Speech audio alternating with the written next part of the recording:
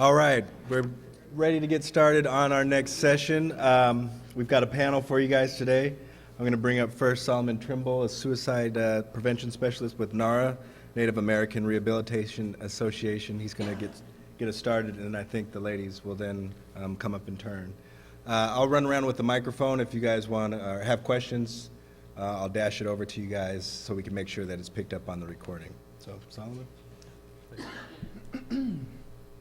Good afternoon. Oh, there we go. So I've been a suicide prevention specialist for NARA for about 6 years. I work with the 9 tribes of Oregon. And I usually work with youth, ages 10 to 24, so this is a bit of a change up for me. I'm going to walk through and introduce NARA, as well as talk about historical trauma and identity, and tribal identity. So, first to introduce NARA, again, it's the Native American Rehabilitation Association of the Northwest, and it started in the late 70s with 3 Native American individuals that wanted to become sober. They had continuous turnover in Alcoholics Anonymous, and it wasn't working for them, and they had gotten together to get sober in a more culturally appropriate Native American spirituality infused with AA. So they kind of created this model that NARA uses. It was a catalyst of the model in which NARA uses today. So even with that, those 3 people are still pillars of the urban Native community in Portland, and one still serves on our board of directors. With that, there are now 250 employees at NARA, and I need to explain each part of NARA and what we do. So first, we have a residential facility that is out in St. Helens Highway towards St. Helens, just beyond the St. John's Bridge in Portland, Oregon. And what we provide there is a live-in residential facility for families and children 5 years of age and younger.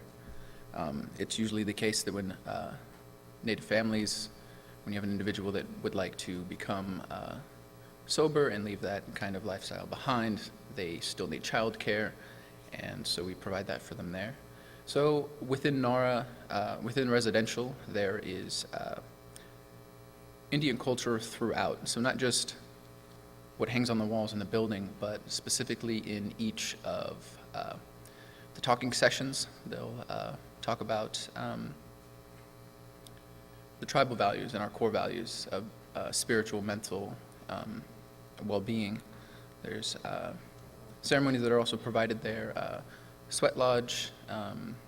There's some Northwest tribal customs of longhouse tradition that are available there. From residential, when somebody graduates, we have an outpatient that's located downtown Portland. So those that graduate get a chance to have a network system there where they're in touch with their sponsors, the cultural practices that are there. They have drumming, craft making, support groups, positive Indian parenting for parents, men and women. From there, we have our administration building that oversees all of our programs, and that's right next to our outpatient. So it's intentional that they're near each other so that there's the wraparound if any questions arise about programming practice. With that, next in line was, in history, was the Indian Health Clinic. So we have an Indian Health Clinic that is about midtown in northeast Portland, and it's a completely full functioning health clinic for people to have a family practitioner there. Next is we have the Naknuit program, which is a systems of care program. It's a wraparound program for families, which will help me segue into kind of be a Debbie Downer and talk about historical trauma and catch you all up to speed so that you are professors in Native American history. So let's get to it. But within the Naknuit program, it's vital to say that in all of our programming practice, it's voice and choice. It is client-led. So whoever's making decisions with our clients, NARA will call if they're working with DHS or a treatment center outside of us, or they have a mental health counselor.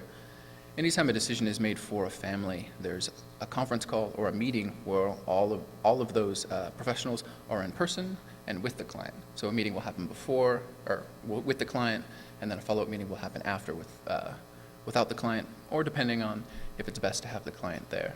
So I do have stuff to hand out that, after we're done here, but voice and choice should be first and foremost. A foremost consideration. So many Native families who are in need of supportive services have often not had the choice in the matter of how services are brought to them, and historically have not had any choice in how their families are treated or kept together or separated. Their voices have often not been heard, and consequently many feel like they still don't want to have a voice when it comes to getting support for challenging issues that they may be dealing with regarding their children, other family matters, especially within cultural needs. So assisting Native families and supporting them by guiding systems about how to access culturally appropriate and culturally responsive and supportive services, it needs to be a priority. So why culture? So within that, I'll talk about two other programs. At the Wellness Center, we have a youth center, which is called the Wellness Center, and above it, we have our secondary full-functioning clinic. We have a youth center on the first floor, which is a room probably about twice the size of this, so it's a pretty great space for our youth. But just to speak to what I do, if a youth comes into the center, regardless of my identity of being a Native person, I ask them the tribes they're from, their cultural connectedness, and we move forward from that point. Within that, it's most important for a number of different reasons, but we provide the direct cultural support first. So it is my job to talk to the youth, see where they're at in school, see where they're at in their cultural process of knowing their own identity, and then referring them, if need be, to a mental health advocate or a A&D specialist, and move forward from that point. That's usually the case that with Native youth, it is the lack of culture within themselves that is causing some either suicidal ideology or drug use. So it's culture first instead of a different approach. And why this works, it's for this reason. So I'm going to move into inherited or historical trauma. So it's usually the case that within Native people, the problem in the community is government-based. There was systemic problem of first. Treaties were written in order to sell land to the U.S. government in order to have rights over that land. And why treaties are important, it's the case that all Native tribes that sold their land to the U.S. government, those are considered the federally recognized tribes.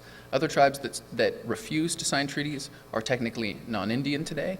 And if they sign treaties, and they're in the American territories, if they sign treaties with other governments, they're not considered Native according to the U.S. government.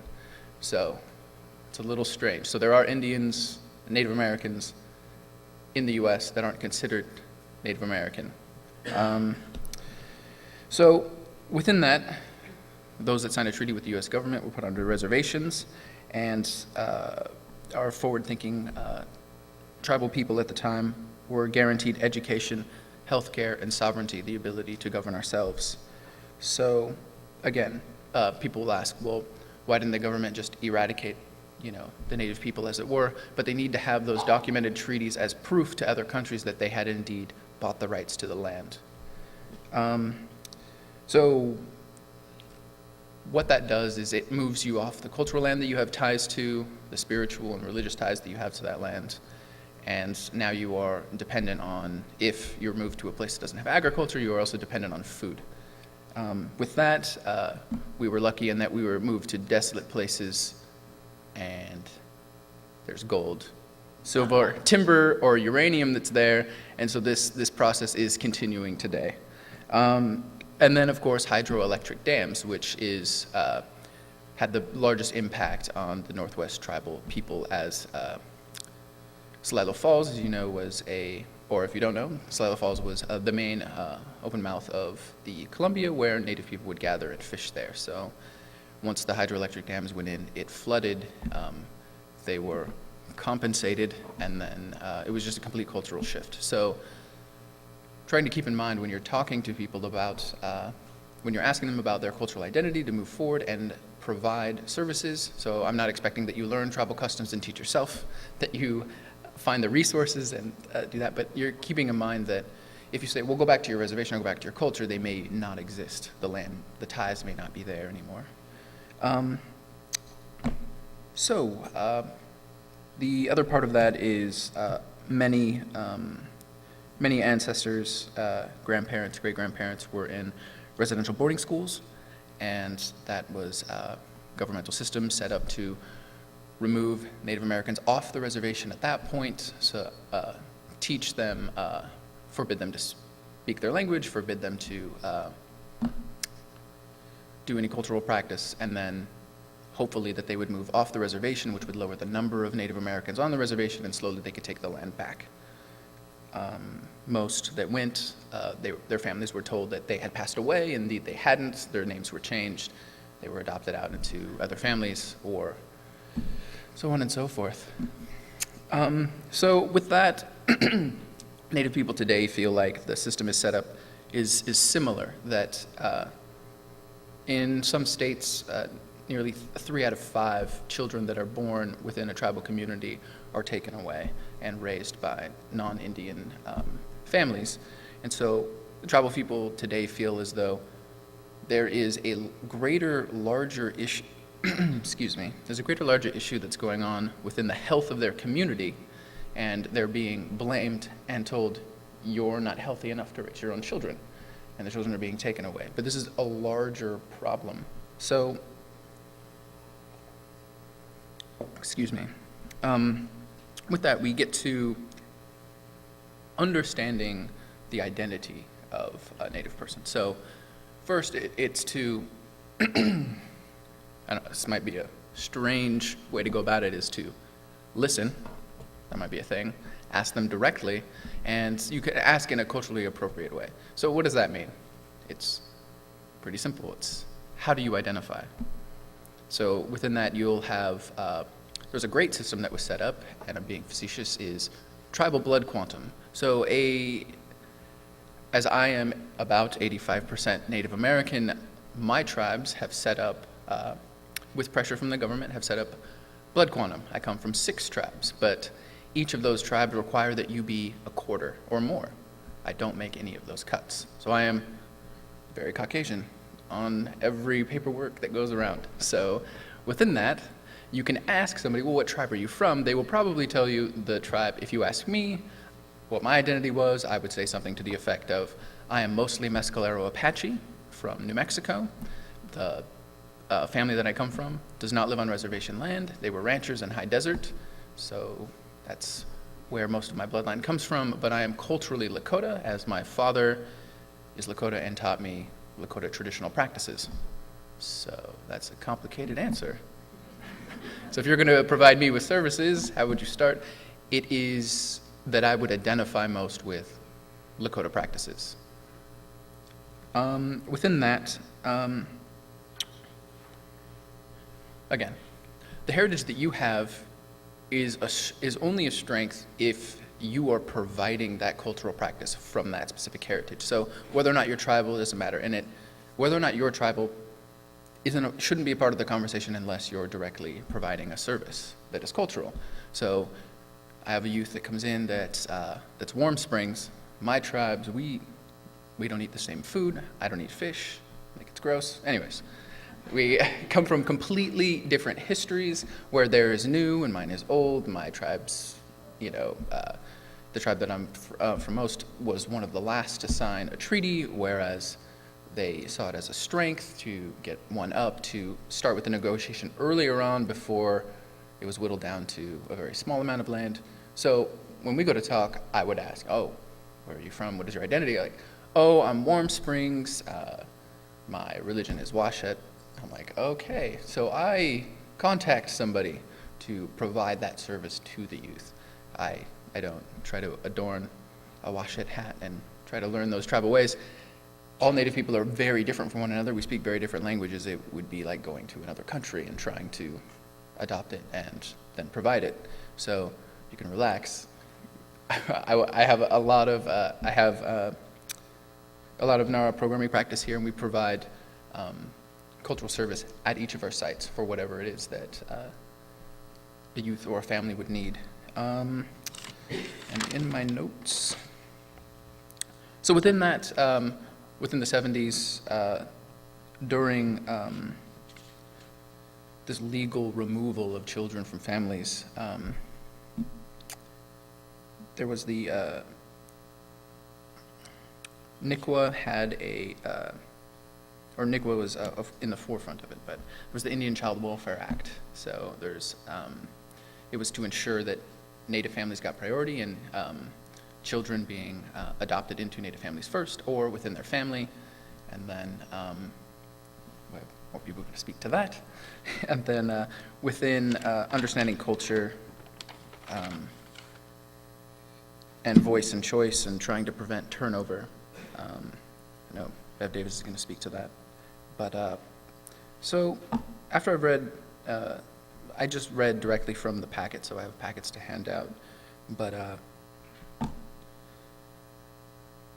to try to end on a lighter note, or within the breadth of what the issue is within Native American communities, what has been at the forefront is what we call tribal best practice, or a cultural response to helping retain Native Americans in either treatment or mental health. It's the case that it has to be first, and those that move off reservation, which is about 70% of Native Americans live off a reservation, are looking for that cultural connection, and when that is in place, the turnover rates go down, they tend to be more engaged and they get more out of the services that are provided. But what has been done to the Indian people for the last 400 years won't be undone in one generation. So it's the case that as you see progress in one family, though it might be small steps, it'll be greater steps for their grandchildren and so on. So with that, there's one other site that I want to talk about, and then I'll turn it over to KRISTI. But within NARA, we have a complete zero tolerance policy for any drug use whatsoever. Within the history of that, it's going to sound strange because about 60% of Native people do not use drugs or alcohol, period. We have the highest percentage of those that abstain. But when we're working with families that are in crisis, you tend to see only those. So it's the case that try in your heart to understand that the greater Native American issues that are affecting our youth is historical trauma, is coming from those histories where there's been continuous systemic problems that have been separating families, and that alcohol and drug use seems to be on the periphery. So it's not, there are more headaches in a hospital doesn't mean it's of lack of aspirin. So it's the case that Native traditionalists, as they get more to their culture, there is no room for drug use or any drug abuse or even moderate drug use within Native cultural practice.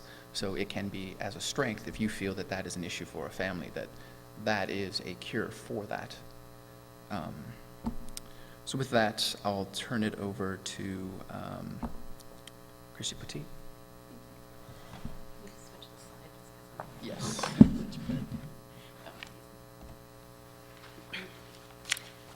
Hello, my name is KRISTI Petite. I'm a member of the Confederated Tribes of Grand Ronde. I've worked probably a little over the last 16 years in the Tribal Child Welfare Department.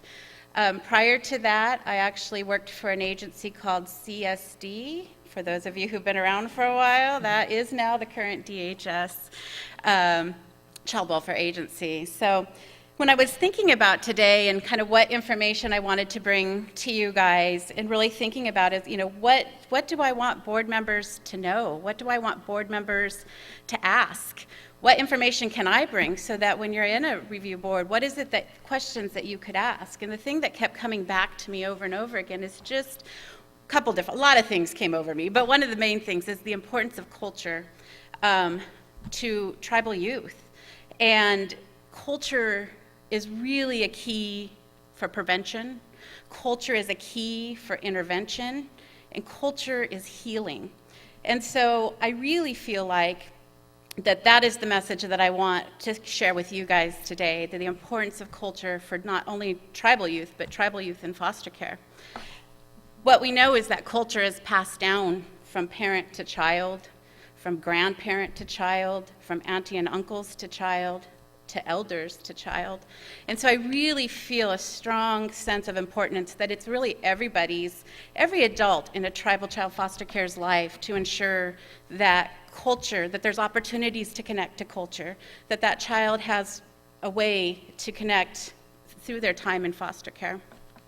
The two things that I really kind of wanted to focus on you with today is relative placement and then connecting kids to culture. I believe as the review board, one of the questions is about relative search or relative placements. I wanted to just share, I don't know how familiar you are with the agency's process for relative search or relative placements, but I just wanted to briefly share that process with you because I think it's such an important issue that I hope the questions can be asked when you're at the review board. For DHS, if there is a tribal child that's coming into care, and you have a relative that contacts the agency or is around that is identified as wanting to be a tribal placement, if that relative has any child welfare history, any criminal history, they have to go through a process. Their policy directs them to go through a process to seek an exception. That first DHS worker has two options. They can pull, let's say in this case, a grandmother's information and say, sorry, Grandma, you have child welfare history and you have criminal history, therefore you are not certifiable. The other option would be if that first DH worker says, I think this grandma might be worth asking for an exception. The exception then that DHS worker would then need to gather all the information and do what they need to do and put it through the process to get approval by a program manager that signs off on an exception. The issue that I have around this is that, well, one, that it's one person's decision to decide if grandma's worth it or not to move forward to look for the exception. And I want everybody to know that child safety is foremost and upfront. There are a handful of crimes that, sorry, you will not be able to be a certified foster parent. But there are a lot of, especially when Solomon was talking about just generational trauma, there are a lot of reasons in the past, there's a lot of addiction issue. So you could have a grandmother maybe that had an addiction issue 20 years ago. But so that first worker gets a key place in decision making if a relative placement can go forward with an exception. The other issue I really have around this is that the agency has 6 months to decide or to look at if an exception can be made. 6 months in a child's care is a really long, in a child's life is a really long time. 6 months in stranger foster care is a really long time for a child to be there while we're waiting for an exception for a family member. So I really hope, 6 months is also the time that I believe you guys first get introduced to a family.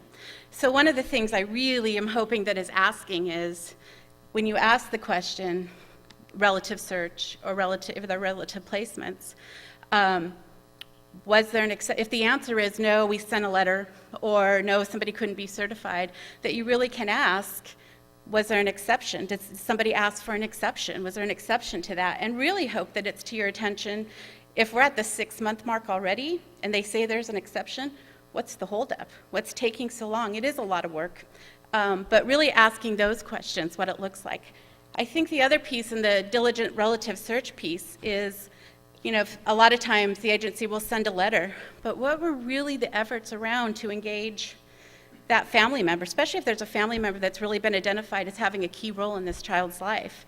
Were there extra efforts made? I like to always use active efforts under the Indian Child Welfare Act, so that word is always in my mind, but were there efforts made to, maybe grandma knows she had a child welfare, of course she knows she has a child welfare history, and that's really intimidating, and she's ruled herself out on her own just because she never thought she could be a placement option for her grandchild. So really asking those questions around what were the efforts to engage a family member that's identified as a key role player, as well as was an exception asked for? So those are two big things that I hope really get asked at that 6-month CRB. The other piece is that if family is not able to be a certified relative placement option, what does the visits look like with extended family? Are there safety plans that could be in place? Are there support plans that could be in place so maybe grandma could never be certified? But again, if she's identified as a supportive person in this child's life, what does that contact look like? Because again, culture comes down through grandparents, through family members. So really would want to look at what that plan is and ask about that plan for visitation outside of just mom and dad. If a family member is not, and for this I'm just using grandma, but if a family member is not able to be a foster care placement and the child goes into foster care, really at that point, I think it's incredibly important that foster parents know that there is a parenting responsibility when parenting a tribal child. You have to ensure that that child is connected to culture. You have to ensure that that child is having opportunities to connect with culture. For our tribe, we actually put it in our foster care training plan.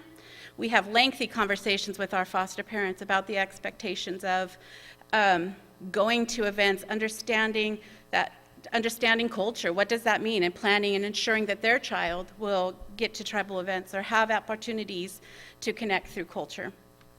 If we are looking at a case that is going towards permanency or a guardianship, then we will do what's called a cultural development plan. And that is a really detailed conversation with those potential guardians or long-term placement parents that says, here's the plan. What's your plan to educate yourself? What's your plan to keep your child connected? And what are the action steps to do that? And that becomes a legal document. That goes to the court, that goes in the file. So when they have guardianship reviews or pulling it up at annual reviews, that there's a document that a judge can really look at and say, are we meeting the cultural needs of this child? I think with that, the other important question for you guys that I hope that you're asking is the hows and whys. How is a child being connected to having cultural opportunities? What is the plan and who's doing it? There are so many opportunities out there for youth that I think are really underused and really a resource that isn't being utilized at all. Is the child enrolled in their Indian education program through their school district? Not only does an Indian ed program through a school district offer academic support, but they put together tons of cultural activities and events where kids can just come together and be around Native people. And even though there may not be agenda, I promise you hanging out with Native people is cultural and will teach you and teach that youth so much about what it is to be around Native people. I guarantee you will learn patience. I guarantee you will learn respect for elders. And these are the important things as well as scheduled cultural activities that we want our children to be involved in. So really, during your review board, asking those questions, not only are they connected, but who is it? And if a foster parent isn't doing that, ultimately, it's the guardian of the child. It's the agency's responsibility to get those children to these events. I know for the Grand Ronde tribe, we have we have so many events that children and youth can attend, definitely on a quarterly basis. And all our events are open to everyone, And so there are, and I think that Bev will definitely talk a little bit about it, but that is my wish for you guys as you're sitting in a board, is really to ask, what does that plan look like? Who's connecting these children? Whose responsibility is that? And really ensuring that that child is connected culturally and having the opportunities to gather and understand more about who they are and where they come from. The other thing I really encourage you is, I know across the state of Oregon, we have the 9 tribes, but I would be encouraging all workers to look at what are your local tribes in your area.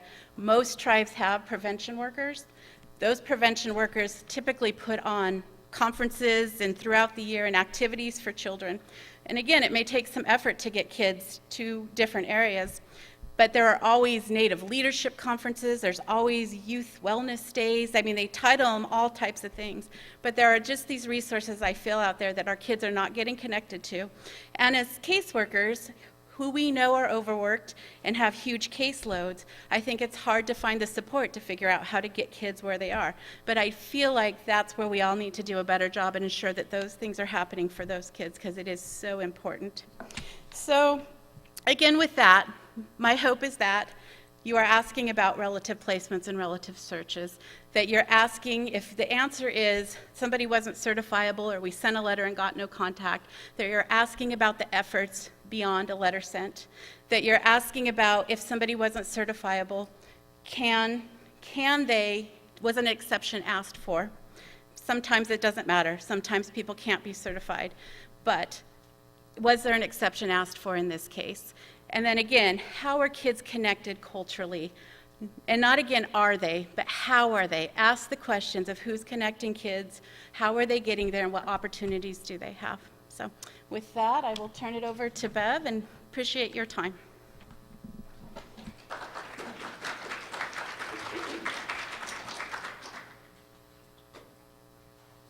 Hi, I'm Bev Davis, and I worked for DHS for 29 years, retired in 2010. My focus was teens and Indian child welfare. So when I retired, I went to work for Umatilla Tribe, and then had to move back to Central Oregon, and so I work for Warm Springs. I'm Mdewakanton Sioux. I have the same dilemma that Solomon does, many different tribes, and I am not enrolled. But sometimes it's not about whether you're enrolled or not, it's about where your heart is and how you believe. And I think that lends itself to why culturally appropriate services are so important. That was certainly a focus of mine when I worked for the agency. I still think it's critical. I think people have to be trained on what that is, why it's important, and how do they find them. So today, we intended to have a list of culturally appropriate services. Unfortunately, that's not ready for you yet, but we will make sure that Sherry Mason gets that and posts it on your website. It is being developed at this time. What you can know is that each tribe has numerous services that are available. Some available only to their tribal members, many available to anyone who's Native. And so it's always good for someone to check with the local tribe, as KRISTI told you. I think that the reason that culturally appropriate services are so important for our Native families is that the historical trauma that they have suffered, the difference in the cultures. Native culture is an orally based culture traditionally, not written. And so things are passed down because of the boarding school era. We have 2 lost generations where that parenting information and the way things are supposed to be done didn't come down. The substance abuse issues and the lack of connection to the culture created that lack of those parenting histories coming down. So A lot of people weren't raised with the traditional values because they weren't there in their parents to get them. So also, the reason culturally appropriate services are so important for the success of Native clients is that relationships are everything in Native culture. You take the time to listen to people. You don't expect someone to answer your question immediately. They take time to think about it and process and then respond. That doesn't happen in the agency world. It is, they fire questions off at you and expect an answer. If you're not prepared or capable of doing that, then you're seen as a lack of interest, or you don't care about your kids, or something else. There's a lot of biases that happen in the system. So for mental health services, the reason culturally appropriate services are so important, Native culture is not, traditional values are not such that people go and talk to anybody about what's going on with them. That was reserved for someone in your family and spiritual and medicine people within the tribes. And you didn't just go bar your soul about what was going on to someone that you didn't know in a building somewhere. There's a huge difference between urban Indians and Indians that have grown up on the reservation.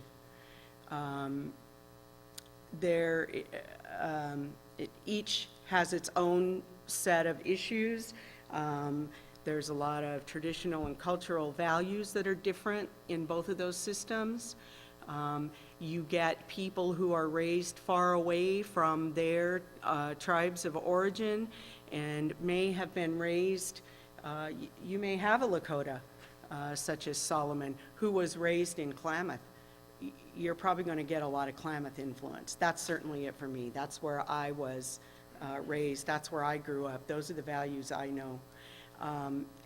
And that is what happens to these kids. That's why it's so important to connect them to their tribes and their culture, is because they need to know where they came from. They need to know who their people are. They need to know what their cultural norms and values are in order to be able to come back at some point and access the support that the tribe can give them.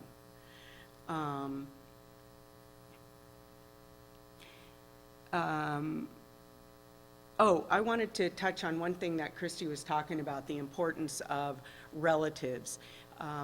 And we always encourage in Warm Springs our families that want to get enrolled, or I mean, not enrolled, but certified, that they have two options. They can go through the state certification, they can go through the tribal certification. We all meet 4E standards. We all have to do the same thing. We just look at things in a different way. That long process that KRISTI's talking about for exceptions, we can do in a much shorter amount of time. And we also recognize what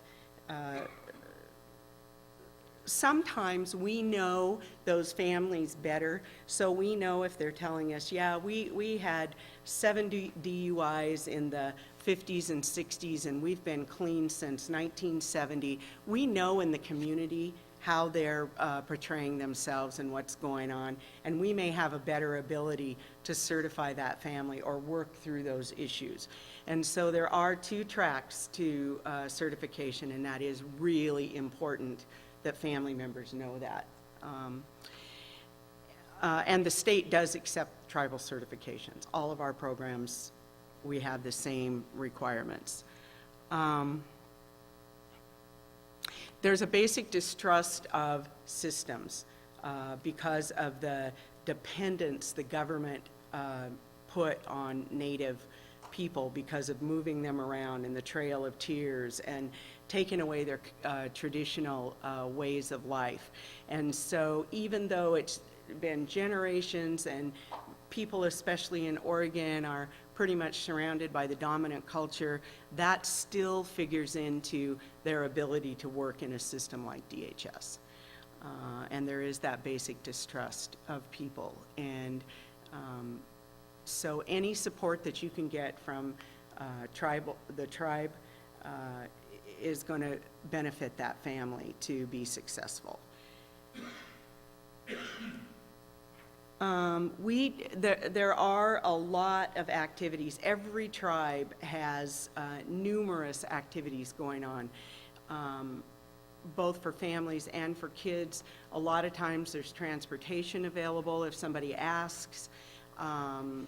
There are people in the community and families that are willing to transport kids to do activities.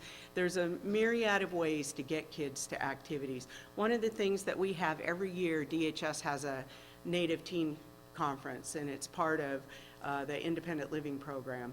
But the tribes get together every year, and usually one tribe hosts that. And we have had problems every single year. A few years ago, when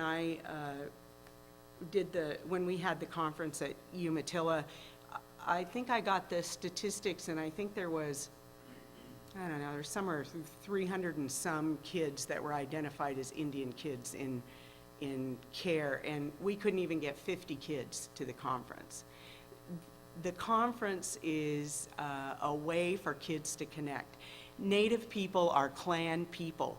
We do things in groups. We take relationships very seriously. There is comfort in being with other Indian people. That is critical to people's success when they're trying to go through these problems. It's not that Native people don't know that there's issues, or that they may not be parenting well, or that things may not be going well in their families. But it's hard for them to go and ask for help, and so they need help to make sure that they're getting to the places where they can find success. And that's why culturally appropriate services are so important, and that it's so important for DHS to be working with the tribes to help with that. Did I forget anything? Can't remember. I wrote notes, but we kind of wanted to get through everybody here, and then we'll take your questions and what we can do to provide additional information for you. So, Christine Camps is with DHS, and she's a liaison to the tribes, and so she's going to give you some information. Thank you. I kind of wondered why I was on this panel when you look at the title, Tribal Perspective of Culturally Appropriate Services. I do come from DHS. I do not work for a tribe. But what my role is to partner with the tribes, the 9 Oregon tribes, including the out-of-state tribes, and make sure that we're providing services to our youth and to our family, specifically the Indian Child Welfare Act. You did hear Solomon talk about, we do have a large population of Native Americans that do not fall under the Indian Child Welfare Act. There are tribes out there that are constantly petitioning to become recognized. That's good, something for you guys to know. We're always training our workers to be checking and making sure that that tribe hasn't gotten federally recognized, because if they did get federal recognition, is that a word? ICWA applies. So what I do, I train on Indian child welfare. I also work with the tribes and work with our caseworkers and make sure that we're providing what we need to do with regard to culturally appropriate services and meeting our families' needs. I come from the ICWA unit, the Tribal Affairs unit, out of Central Office, which is in Salem. There are 2 people, we have 4 people in our unit. Myself and Michael Stickler are the 2 consultants. So our job is to go around the state and train caseworkers and work with the tribes.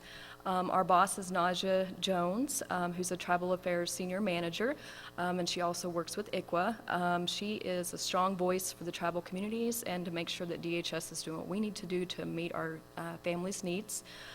And then we have Diana Woods, who's our executive assistant, that is pretty much our backbone that does everything to keep us organized. We couldn't be there without her. I want to go over some quick resources with you guys real quick to let you guys know as a CRB what you can be looking for when you're working with the caseworkers and working with the family and trying to figure out if the plan is actually sufficient to meet the family's needs. The legislature has put a lot of money and resources into expanding ICWA and expanding our tribal resources and making sure that we're doing what we need to do with regard to the Indian Child Welfare Act. It's great. I haven't seen this amount of support in a really long time, a lot of backing, and that's where we came from, our unit came from. They also have put a lot of resources out in the branches. So we have, I'm going to show you a map, and excuse me, I wasn't able to get it big enough, so it's a little, your eyes are going to have to squint, but it is pretty amazing. So as you get, the red dots are the equal liaisons across the state. And the dots do represent the amount of equal liaisons within that area. As you notice, Multnomah County, but District 2 has a lot of equal liaisons. The reason is because we have the largest urban population in Portland, Oregon. So we do have a lot of equal cases there. Across the state, you can see we have them spread out. The stars, the blue stars, are our new active efforts positions, the policy option positions. I don't know if you guys heard of those positions. But they were recently approved, and all the, I think there's 7 districts got positions, and they've all hired. And these positions really are to assist with active efforts and to make sure that we're providing culturally appropriate services to our youth, and we're making sure that we're getting those parents the services, we're getting youth to those wonderful events that we hear from the tribe, and that we're actually doing what we need to do for our families. So that's just a little kind of snapshot of what the state looks like right now with resources with regard to working with Native families. I'm not going to talk about the Native Teen Gathering because Bev talked about that, and she did a really good job already on that. But that is a partnership, real quick, partnership between DHS and the tribes. It is a yearly event, and we're currently in the planning process right now for this one. But it really is an awesome opportunity for our youth to come and meet other Native American youth, to learn about their culture and traditions. It really is a great opportunity. So I really, as CRB members, please encourage, if you don't hear that your youth are involved in the Native Teen Gathering and they are Native American, that would be a question that I would be asking.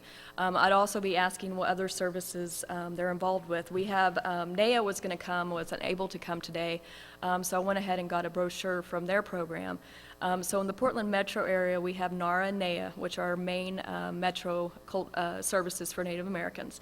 And then we have the local tribes around Oregon, which is super important. Some of the tribes, I don't have them offhand, that will allow non-tribal members to come in for those services, but I'm pretty sure almost all of them do. And they're very open to having all sorts of people come in and experience their events with them.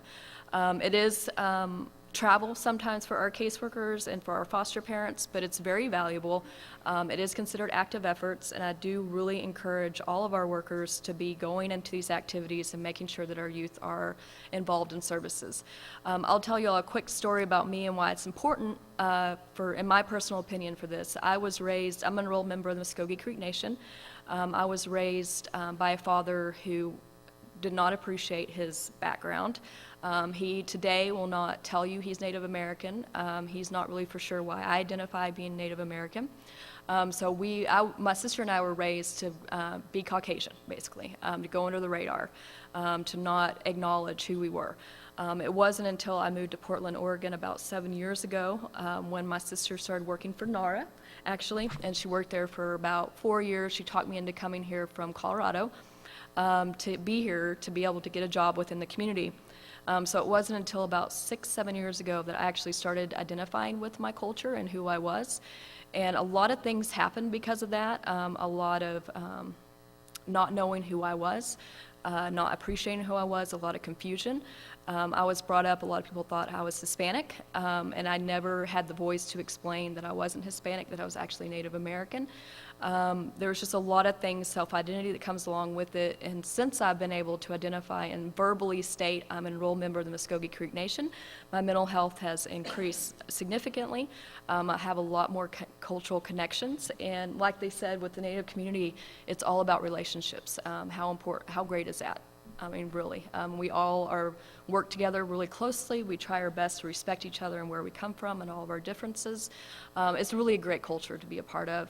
And there's a lot of different resources out there. And like Bev said, we will get those out to you as soon as possible. We're going to be putting them on the Sherry Mason's website as well as the DHS website. The ICWA page will have that as well. It's in working progress right now, where we're going to have all the services across Oregon for you guys to reference and to hold the caseworkers accountable if their children aren't participating, our families are participating. And that's it. And I really value questions and answers, so let's do that next.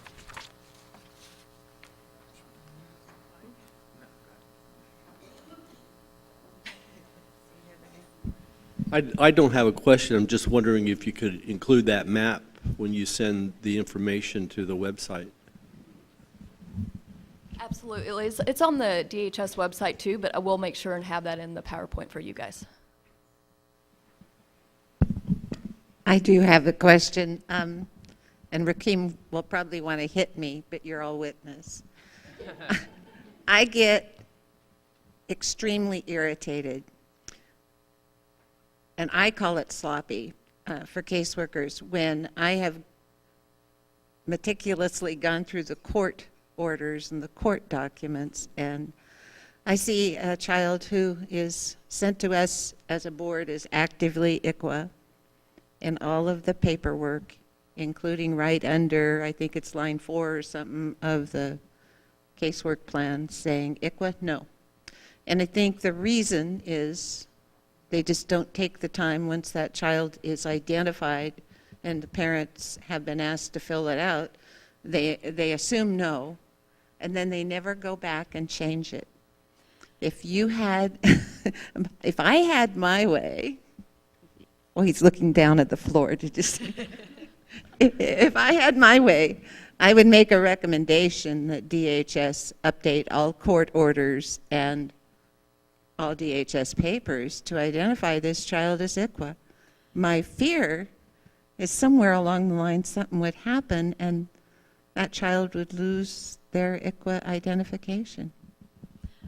I agree with you. It's a problem across the state, and we're actually working on a big data cleanup right now and making sure that every single case is identified as ICWA if they are, and then also to make sure that each family is identified in the which they want to be identified in the system. Super important for us to be having those conversations with the family. What do you identify with? What do you want your ethnicity and your culture to be marked as in the system? It's constant training, constantly going out to the caseworkers and making sure that they're asking those questions. But you bring up a very good point, and we're actively working on it right now. So how do you want us to handle it? Make a recommendation or not? Oh, Sure. Yeah, that's good. Any kind of I was recommendation. supposed to ask how you wanted us to handle it, make a recommendation that ICWA status be corrected on all papers or not. Yes, I think that would be great. I think every level that we could have some accountability would be awesome. Thank you. This was really a helpful panel. We really do appreciate it. I'm actually at CASA, and I want to talk about what I run into. I was at CASA for a Native teen and enrolled, but in Montana, in Fort Peck. And I made real efforts to try to connect her back with the tribe. The tribe simply didn't have enough resources to even follow through. So it was a lack of resources. However, what I found was that because of the overload of the caseworkers, that there were no efforts to link her with any resources with regard. And in talking with her, she had no sense of connection with her tribal traditions. I thought it was very tragic, and her life had been very troubled, and it just seemed to me it was a lost opportunity. But it seemed to me that both with regard to the DHS resources in a very underserved county and the lack of resources in a huge reservation in Montana, she simply fell through the cracks. You guys want to respond to that? Yeah. This might come as a surprise. Almost in each and every state, there is a Native American gathering happening every weekend at a middle school or a high school. And usually they're powwows or there's a community gathering. So there are things that are happening, and great thing about Google is you can find them. The thing is like we do have that issue of the cultural connectedness for, say, an individual, have a youth who's Navajo, who's, specifically, from the Navajo reservation, who is now living here. His family lives in Portland, and he wants that cultural connectedness. And so the family contacted NARA because we're actually able to handle situations like that. So we ask that when that happens, that you find an organization either an urban organization or even within any one of the tribes, you find that organization that can help provide a service. So what we ended up doing is he would write a song that he wanted to have translated in his native tongue, and then we would Skype with an elder from Arizona and then translate that. And that was his cultural connectedness piece, and that is something that our youth center offered. So within NARA and NAYA, we provide, NAYA is the Native American Youth Association, and that went around. I have an anthology of everything that NARA provides, but we ask that people rely heavily on those Native organizations, either those urban Native organizations that can handle that. And then from that, to answer your question specifically, for those that come from the plains, it's there's a pan-Indian culture that fits a model of their spirituality, which is powwow, sweat lodge, other ceremonies that happen very often and all the time, that you can get those resources. But you can talk directly with any one of us if you feel that this is happening. But we ask that you find the resource, and if you can't, you find people that will find the resources and rely on us, because that's exactly what we're here for. This was 3 years ago. Are you saying there are contacts now that didn't exist then? I could have been in touch with Mikasa. Is that what's So Okay. We did, it just wasn't as big. So the question was, this was a few years ago, and have things changed basically since then? One of the things that it brings up that I really just want to touch on what you say is, resources for out-of-state tribes can be very limited, and that's a common thing that we hear. It's sometimes hard for other tribes to get to court hearings, to get to review boards, and so we see that. What I really hate hearing is that, there's nobody there to provide that resource, because I think what Solomon was just saying is there are so many resources, and absolutely, to me, ultimately, it is the responsibility of the DHS caseworker, who is that child's guardian, to reach out and find, even if a child has no connection. I think Christine, I didn't know that about you, Christine, of her story, late in life finding out her connection. But I guarantee, even if you know nothing about where you come from, if that youth knows nothing about where they come from, getting them to these gatherings will be so important to their identity, who they are. It may not be from the tribe that they're from, but at all our gatherings, we have multiple people from multiple tribes that come together, and there will be connections for that child. There will be something that child will learn. And if nothing else, again, they will learn some really basic kind of cultural norms that are across the board for most Native peoples, that I talked about earlier. So it frustrates me when I hear that there's not a resource or the tribe's not involved. It doesn't have to be that tribe, because I appreciate you saying every weekend there is some kind of event or gathering all around that children could be connected to. When we talk about the local tribes, definitely our tribal newspapers list out all kinds of, you can call the tribe and say, put me on your mailing list. Caseworkers should be doing this. There are all kinds of events, and they are really all open for everybody. So, appreciate them. I guess to go on that point also is every one of us in our reservations have other Indians living there. Everybody in Grand Ronde isn't Grand Ronde. Everybody in Warm Springs isn't Warm Springs. And there are people out there, and the thing that you need to hear about this kind of situation is this child, when she grows up and realizes that she's Native, once kids, it doesn't make any difference where kids are when they're younger. It's when they start getting into preteen and teen years, they start knowing they're different. Nobody has to tell them they're Native American. They may not know that, but they know they're different. They look around them and see a difference, and there's a piece of them missing. And they grow up with that emptiness if someone doesn't help them get that connectedness. Indian people are very connected. It isn't so much you have to be from this tribe or that tribe, but everybody is spread out now. Everybody is intermarried. Anywhere you go, you could find somebody who knew somebody in Fort Peck, and they would have helped you connect that child. I mean, we all go places all the time. All you have to do is reach out. That's all you have to do. It's everywhere. I just had a question. Solomon, if you and Bev were 11 years old right now and in the foster system, would you be considered to be an ICWA case? whatever.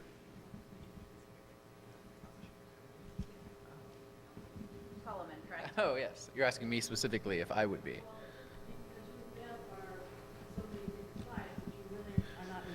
Okay, so here's the question. For those that are not enrolled, are they considered ICWA cases? If I was 11 today and I was not in my home and I almost said property of DHS. Anyways, so would I be considered? Yes, it's the case that not being enrolled is different than proof of descent. So you can get, a youth may have a certificate of Indian blood or a number of different things. Is that correct?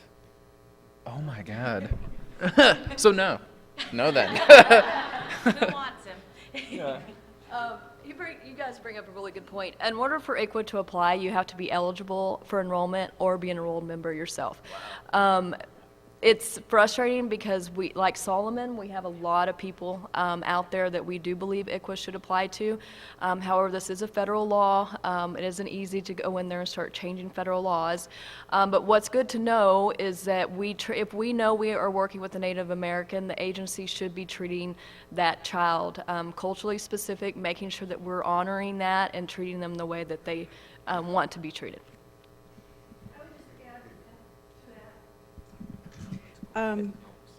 That tribal rules are changing all the time in terms of enrollment and who's eligible for enrollment. So if you have a child coming back into care that was previously found not to be ICWA eligible, you should be running the ICWA eligibility paperwork again and consulting with the tribe again to see if the same rules and regulations are still in effect or if it's changed and that child is now eligible. So I think what she's talking about is the Klamath tribe recently had an election and changed the enrollment criteria from a quarter to an eighth. And so they're having a flood of kids right now that are being enrolled in the Klamath tribe. And that does happen. That Klamath isn't the only one, it's just the most prevalent one right now. But what I was going to say about even though kids are not covered under ICWA, they still are considered Indian kids. All of us still consider them Indian kids, and there's really no reason that they can't have those cultural connections and that family can't have that support, because those kids are still the children of Native parents. The other thing I think it's really important for all of you to know, if you don't know, the federal government is the one who established the blood quantum. It was not Indian tribes. Indian tribes, it isn't about blood, it's about who's your family and who you identify with and who supports you. It was the federal government who established that, and that was during the Trail of Tears time. So you need to know. Hold on. What's that? Okay. Try the last question. As a CRB person now, would it be feasible to encourage our DHS worker to make sure that they were doing something for the heritage of the Indian child if they know he's Indian? I mean, I'm not even sure I would know if they're not listed as ICWA eligible. You just ask the child or family what they identify with, and if they do, then absolutely. I think we should be honoring that and making sure that we have services around them that support that. And I want to thank the panel for being here. Give them a round of applause. We got one quick question. We're a little bit over time. Okay. Wait, let me answer something that's kind of like been on the periphery. It is not offensive to Native people to ask how they identify. It's completely, or they're open to having it asked, and it needs to be asked. It's just simple, just asking, well, how do you identify? And they'll let you know whether or not they're from a reservation, or they're multi-tribal, they're unenrolled, they're enrolled, or they might be enrolled in one tribe but not another. They're more than open to talk about it. It's not offensive at all to ask, how do you identify? The comment I was going to make is that, we see those ICWA forms because they're in our case files when we get them, and the minute it is in there that they identify with a certain tribe, even if it's determined that it didn't get any further, it just should be written down in finding. You should write a question in finding 3 right away about what is being done. You can just write it down. just to make sure that it comes up and you don't let yourself forget it. Absolutely. When we actually have an Oregon statute that if we have reason to believe that it's an ICWA case, then that case should be treated as ICWA until otherwise proven. So that's good to know for you guys to know as well. And do you guys have some materials too that you wanted to pass out? So before you guys head out to your next session, make sure you grab whatever materials you. we have out there. And thank you all again.